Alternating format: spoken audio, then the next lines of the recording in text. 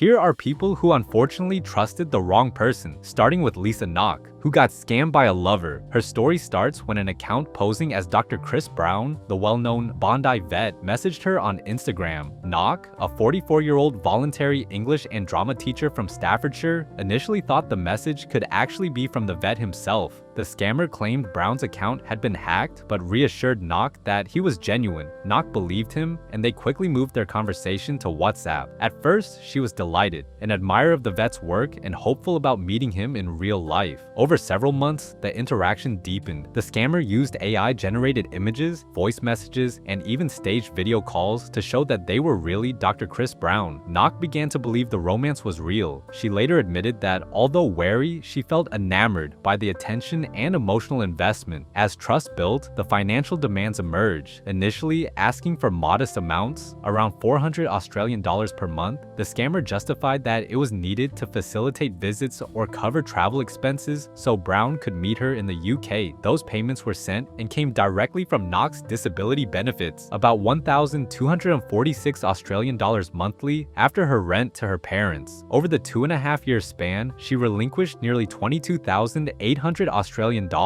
However, the real turning point came when the scammer dropped a bombshell. Brown had been kidnapped in Australia, and specifically more than 40 million Australian dollars were needed for his release. As Knock later recounted, she simply didn't have resources for such an outrageous demand, and finally realized that this was all a scam. She cut off contact immediately. In May 2025, determined to expose the scam and steer others clear, she went public and filed a complaint with UK authorities. Despite the chances of recovering crypto payments through police channels appearing slim, Knock's primary goal was to alert fans of Chris Brown, or anyone vulnerable, to the potential dangers of AI-generated scam operations. Next is Wang Xing. Wang Xing was an actor in China that would get kidnapped by a producer. On December 24, 2024, he joined a WeChat group where he was approached by someone posing as Yan Shiliu, a coordinator from Thailand's GMM Grammy, offering him an audition and a role on an overseas project. Intrigued, he recorded an audition tape with the encouragement of his girlfriend Jia Jia and was told he had been accepted on December 28th.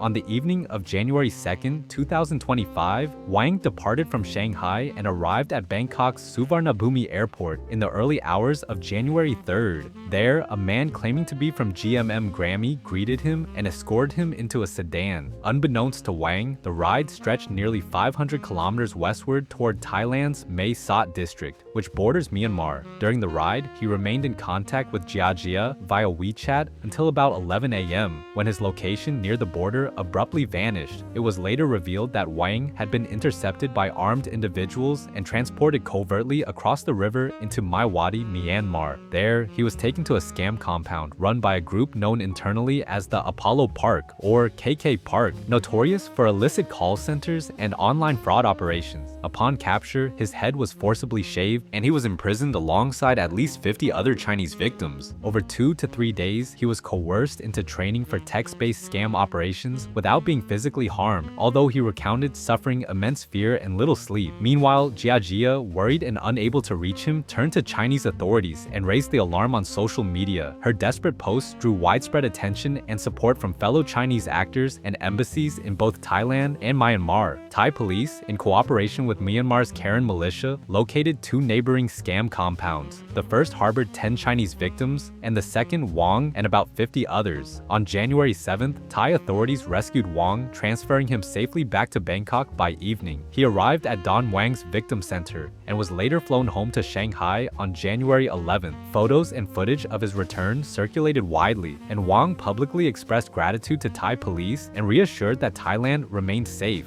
Thai authorities, responding swiftly, launched investigations that led to arrests. News reported that 10 Chinese nationals believed to have been involved in the kidnapping were extradited back to China in mid-February and are currently getting convicted. Now to Ashley Litton. Ashley Litton would realize on the morning of September 29, 2021 that her husband was a child predator. Her husband, Jason Litton, had asked her to help set up a Venmo account, but moments later he called back in a panic, urging her to forget the whole thing. Ashley's instincts kicked in. Curious and unsettled, she checked his iCloud account and found a hidden folder of his collection of images and videos of kids. Grasping the seriousness of the situation, Ashley immediately went to the Riverton City Police Police Department. Authorities launched an investigation on him, and they found over 1,000 images of kids. So law enforcement decided to make a plan to arrest him. Ashley agreed to lure Jason to a Walmart parking lot under the guise of a heart-to-heart, where police stood ready to arrest him. After his arrest, Jason began sending letters home filled with promises of change, but Ashley's 15-year-old daughter, Avaya, wasn't moved. The couple's younger daughter was granted limited phone contact, with Ashley holding on to hope that some form of safe parental bond could survive. For a brief time, Ashley tried to support him emotionally, but that illusion crumbled when she revisited the evidence. Any feelings of normalcy evaporated, replaced by a firm determination to move forward. Eventually, Jason faced formal charges related to possession of unlawful content and other offenses. Through a plea deal, he admitted guilt to a reduced number of charges. His sentence included close to a year in jail, probation, required counseling programs, and he was entered into the state's offender registry. After getting out of jail, he returned to the same Utah town, with the court allowing monitored contact with the youngest child. Ashley, now divorced, tried to protect her kids from the storm. She initially told them that their father was in a mental health facility, but once local news outlets reported the case publicly, her children were recognized in public, and Ashley was forced to confront the reality that their lives would never be the same again. Moving on to Jetta Jacobs. Jetta Jacobs was a 67-year-old widow from Western Australia who got killed after falling in love with the wrong person. In November 2012, believing she had found love online with a man identifying himself as Jesse Orowo Omoko, she traveled to Johannesburg, South Africa, hoping to meet him face-to-face after years of texting and sending money. Over the preceding 4 years, Jacobs had been lured into sending tens of thousands of dollars. Reports vary between $80,000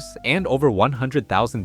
This was her second time seeing him. The first time went well, but the second time went tragically. On February 9th, police discovered her body in the Johannesburg villa she'd rented. They would also find that she had only $5 left in her bank account, and her money, credit cards, jewelry, laptop, and her other personal items were all missing. The presence of empty medication packets near her body led first responders to consider suicide, but investigators quickly thought it was Omoko, since he was the last person to see her alive and claimed to have found her body. After her death, he fled to Nigeria but was arrested by Nigerian police in January 2014 and charged with defrauding her of approximately $90,000. Nigerian authorities confirmed he was being pursued for possible extradition too. During the trial, South African police, working with Australian authorities, also found that Omoko had used multiple identities, reportedly up to 32 different online personas, to contact Jacobs and potentially other victims. While Omoko was never formally charged with murder due to insufficient evidence, he was linked conclusively to the romance scam that led Jacobs to deplete her life savings. However, still, there's no information if he even served any time for that either. Her family was devastated about this outcome, with her son even publicly expressing it online. While these cases of innocent people trusting the wrong person are horrible, then you haven't seen the teacher who violated his students or the other that killed his students. Click on screen to watch that video.